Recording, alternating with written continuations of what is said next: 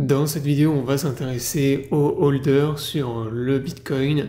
Donc pour ça, je vais vous présenter le graphique Bitcoin Long Term Holder Supply.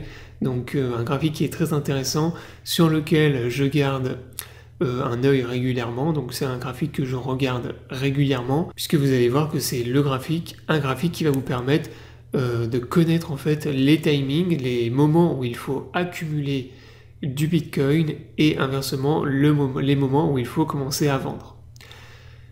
Donc on va voir ça justement dans la vidéo. Donc je vais vous montrer comment fonctionne ce graphique, à quoi il correspond et comment vous pouvez l'utiliser pour anticiper les tendances sur Bitcoin. Mais avant de démarrer la vidéo, dans un premier temps, si t'es pas abonné à la chaîne, je t'invite à t'abonner. Également, si t'es intéressé par le trading des cryptos, je t'invite à me rejoindre sur les chaînes Bidiet, Mex et Bluffin, qui sont mes 3 exchanges préférés pour trader les crypto-monnaies.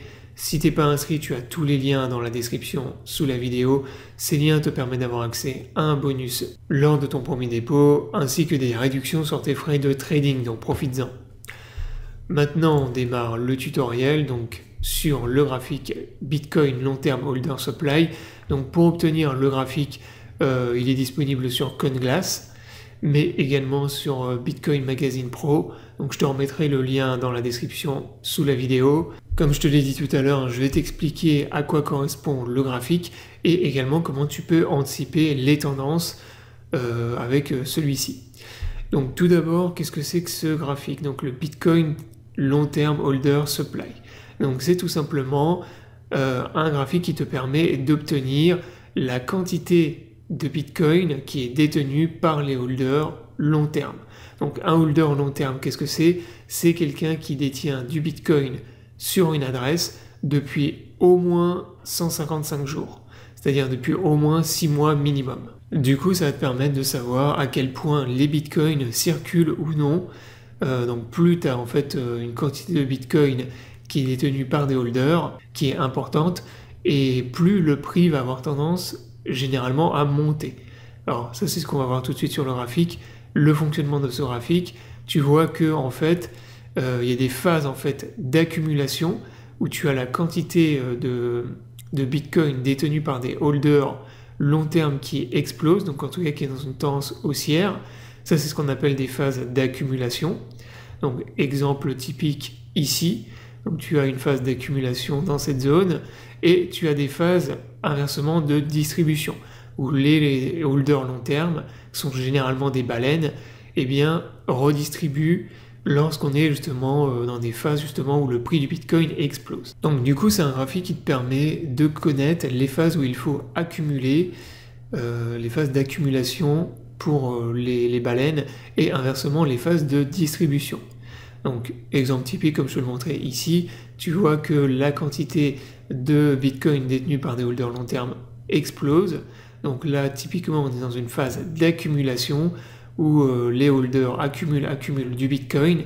Et là, tu vois que quand le Bitcoin est parti dans le bull market, le prix a commencé à exploser. On est entré à l'inversement dans une phase de distribution où la quantité de Bitcoin détenue par les holders long terme s'est mis à chuter.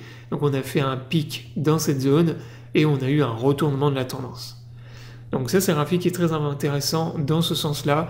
Il te permet de savoir à quel moment les baleines accumulent, en tout cas les détenteurs long terme, qui le plupart du temps sont des baleines. Il n'y a pas que des baleines bien sûr, mais il y en a beaucoup.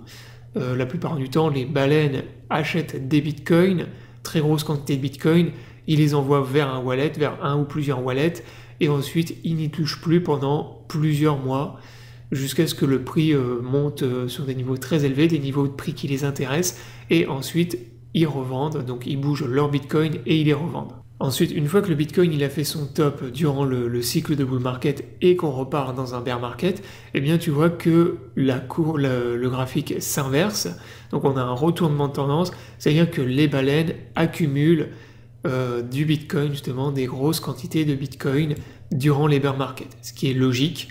Donc elles revendent énormément durant le bull market et inversement, en tout cas durant la phase de bull market où les prix explosent le plus, et elles accumulent ensuite durant les bear markets. Donc durant le cycle de 2020-2021, tu vois que c'est exactement la même chose. On a eu une phase d'accumulation durant toute l'année de 2018 jusqu'à, on va dire, début 2021. Donc là, il y a eu une grosse phase d'accumulation ici. Et inversement, lorsqu'on est parti dans le bull market en 2021, donc durant tout le bull market, il y a eu un retournement de tendance et une phase de distribution. Ensuite, il y a eu à nouveau de l'accumulation durant l'année 2021 et également durant le bear market de 2022. Là, tu vois que, eh bien, en fait, même jusqu'à 2024, les baleines n'ont fait que accumuler du Bitcoin. On a atteint un pic d'accumulation vers début 2024 et c'est lors du bull market qu'on a commencé à voir, en fait, lorsque le Bitcoin a cassé son plus haut historique, qu'on a eu un retournement de la tendance, qu'on est venu faire un pic et qu'on a commencé à avoir de la distribution. Donc ça, c'est vraiment quelque chose qui est frappant sur le graphique, c'est que dès que les baleines commencent à distribuer du Bitcoin, soit le prix, lui, on a un retournement de tendance dans les semaines, les mois qui arrivent sur le BTC, ou au mieux, on a le prix qui latéralise, c'est-à-dire qu'on vient faire un range. Ce qui là, par exemple, a été le cas sur le Bitcoin durant cette période de janvier, on va dire, jusqu'à août-septembre 2024.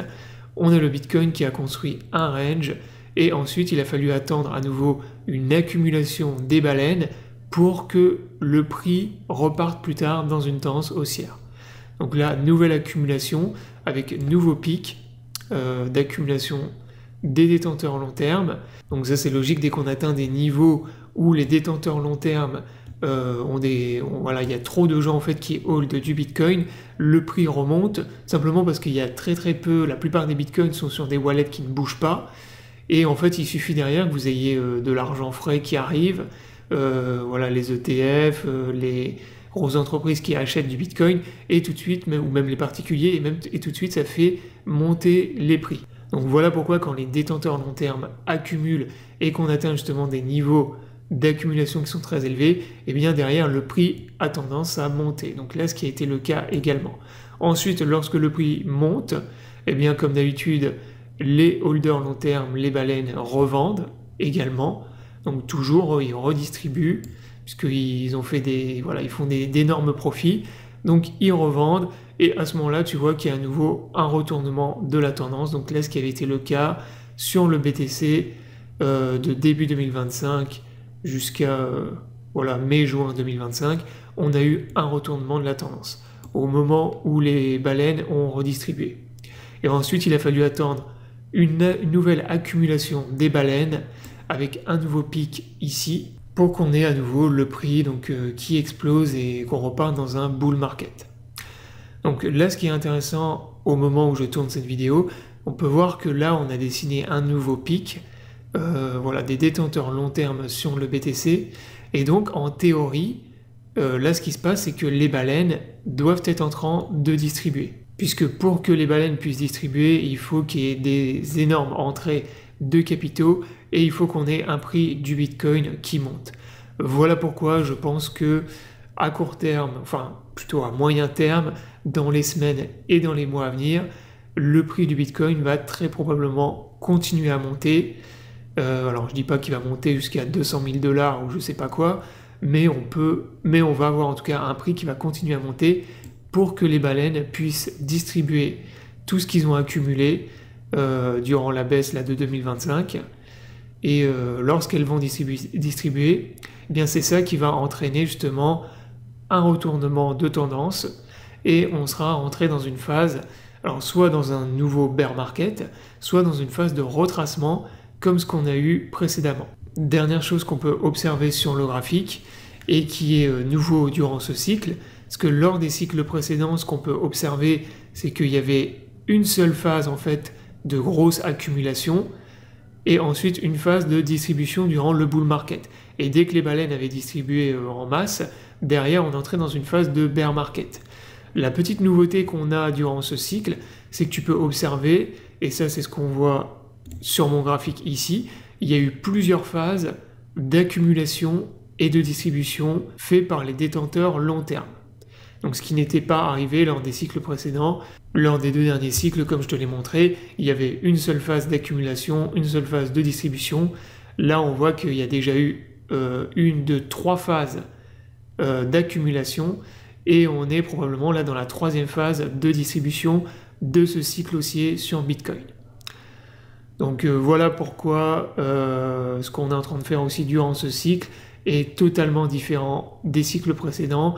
On voit qu'en fait les baleines accumulent et distribuent sur des périodes qui sont beaucoup plus courtes. Donc voilà, la vidéo est terminée, j'espère qu'elle vous aura plu. Donc c'est une vidéo pour vous présenter le graphique Bitcoin Long Term Holder Supply qui vous permet d'anticiper les tendances sur le Bitcoin en vous basant sur l'accumulation et la distribution des détenteurs long terme.